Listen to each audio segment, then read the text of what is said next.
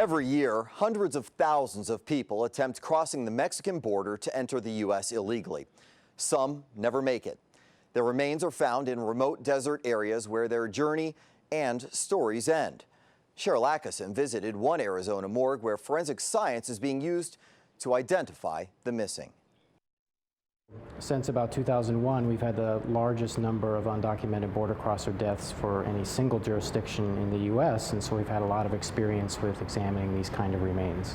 The problem is that they're unidentified, so we don't know who they are.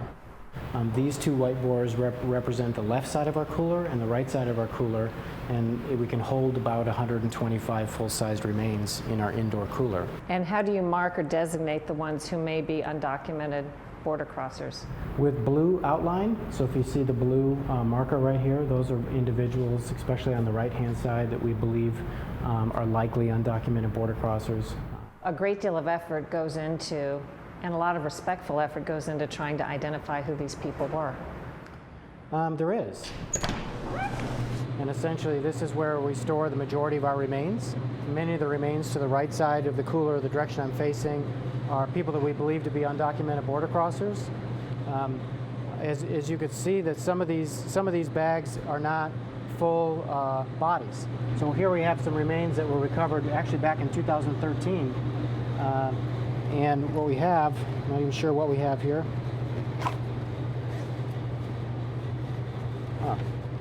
We have a single weathered portion of a mandible.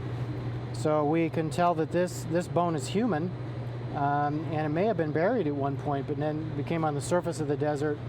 And you know, we have to. This may all we have to try to determine who this person is. The best case scenario is that we'll take DNA from that mandible, and someone may be looking for that person, and our DNA will match to a database someplace. More likely, we may not identify who that person is. So this is the room that we keep property. In this particular locker, we have unidentified people from 2015. How successful are you at identifying these unknowns?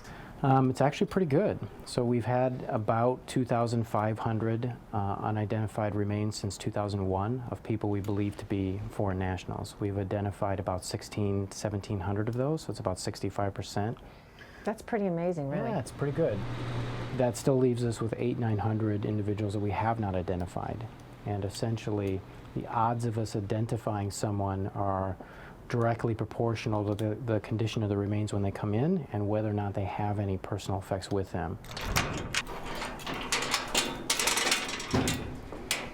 So all these plastic sleeves are various mixtures of property that we'd have with someone.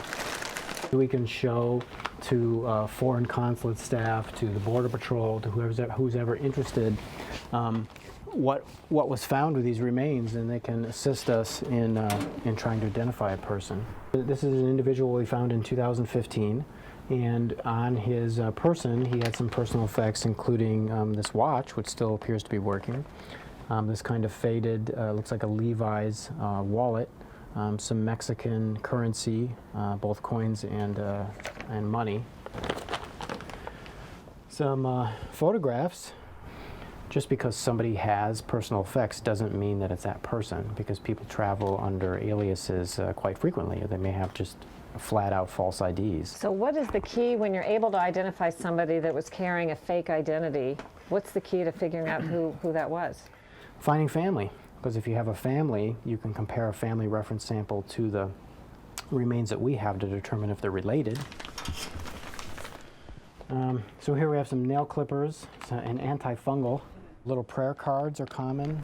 Does it ever make you sad, the idea that someone's life boiled down to this and nobody even knows when they died? Sure, but you know, for us it's more of an objective kind of clinical perspective, because this is what we do. So we try to, you know, approach it professionally and try to get this person identified. Thank you very much. These are human skeletal remains of somebody that we believe to be an undocumented border crosser. Did these come in recently? early this year, probably in January. Our anthropology staff can look at bones like the femur and determine approximately how tall this person is. If you have the pelvis, they can tell maybe 95% of the time if it's a man or woman. We know this tooth on the left side of the jaw is missing, and we know it was missing before they died because the hole filled in with bone. So that's the kind of information that they would gather from these skeletal remains, and then we could say we're looking for a male between the ages of 30 and 40 years old that is approximately this tall and had died approximately 6 months ago. We would attribute this person's death to undetermined causes. Basically, we don't know. Likely, based on the location that these remains are found, the death is probably environmental. This office is a tremendous indicator of what's going on at the border. We handle more of these remains than other people do. 2010 was our busiest year with 225 remains recovered that year. The number of undocumented border crosser deaths appear to be a direct result of the way the border changed in terms of enforcement in the mid-90s, where they made it much more difficult to cross into the United States in major population areas. The regions that people cross in can be very remote areas, and again, it's a very dry, hot environment. If something does go wrong with your plan, the van doesn't show up or you're supposed to be picked up, or you are trying to evade capture and get lost, your margin of error can be very small because it's just too hot and you may not have enough water. We are, of course, very concerned about human life. And we're going to do everything we can to preserve and protect human life. We have a number of programs in place to respond in those instances when migrants get into trouble when they cross through some of these desert environments. Ultimately, the smuggling organizations and these people make these decisions to cross in these areas. They put themselves at risk. The smuggling organizations put them at risk.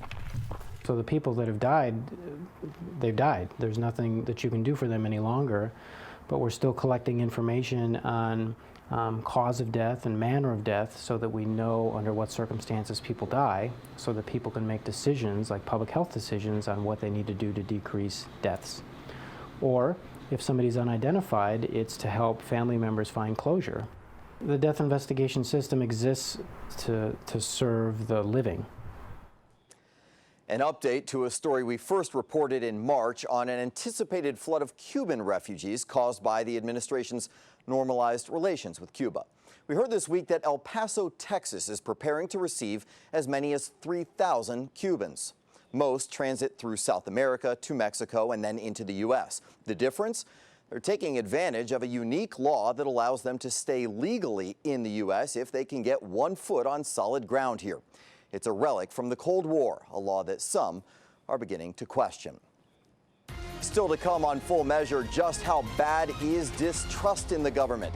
Now even the so-called watchdogs of federal agencies say they're being kept on a short chain.